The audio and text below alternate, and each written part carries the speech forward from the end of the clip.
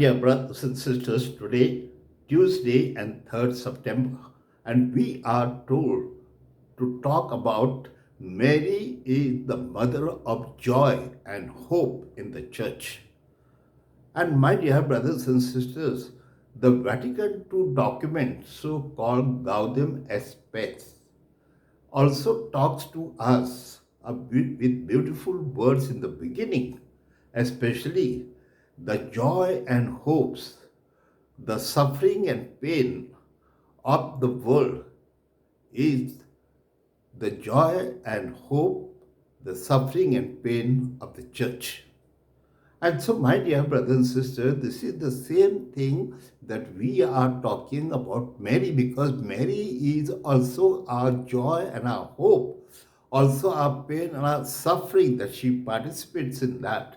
And so, therefore, today when we talk about how Mary is the joy and hope, we can already experience that in our life, because Mary herself was a source of joy to the world. Because of Mary, that we have enjoyed the gate of heaven open for us.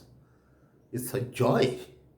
Also, it's a joy that we could see our Savior in our midst in human form. Because of Mary, it's a joy.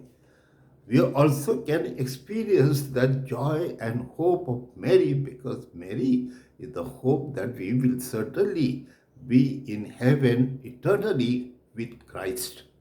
And so, my dear brothers and sisters, when we talk about the joy and hope, let us talk about there's an example of Mr. Gabriel Gallagher.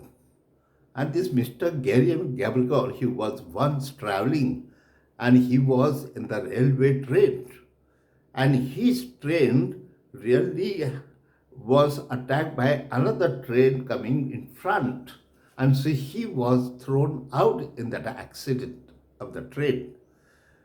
So his whole part of the second part of the whole body, that is from his waist down to his legs and all, it could not function.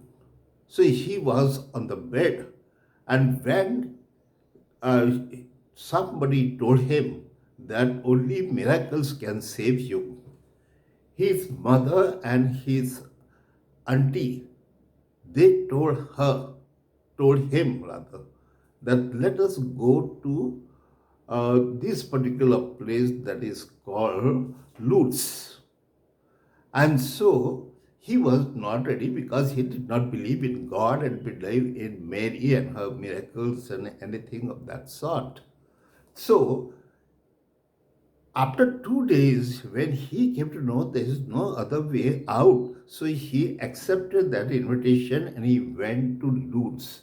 When he went to Lourdes, there was one priest who came and sprinkled water on people, also on him. So he screamed. And then the priest also brought the tabernacle, so called, we have Holy Eucharist. And that Eucharist was touched by him.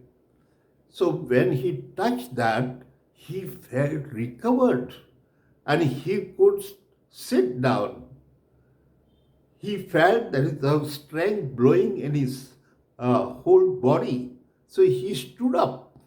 He stood and then he started walking, and he walked for a long time. And so he said, I'm perfectly all right. And so, my dear brothers and sisters, how that Mary became joy and hope of this man. It's similarly to all of us and to many other people who go and visit Lourdes and have been healed. So therefore, let us go and experience that, because thousands of people who have brought some memorials there of their own healing. It is kept in some museum. You can see that. So, my dear brothers and sisters, today also in the readings we see how Jesus and St. Paul gives that really joy and hope to people, especially when Jesus heals the sick and the oppressed, and they feel recovered. They thank God for this gift of healing, and they are with Jesus, walking with Jesus. So in our life, Jesus has given that miraculous power to Mary, and Mary can also give us the joy and hope in our life.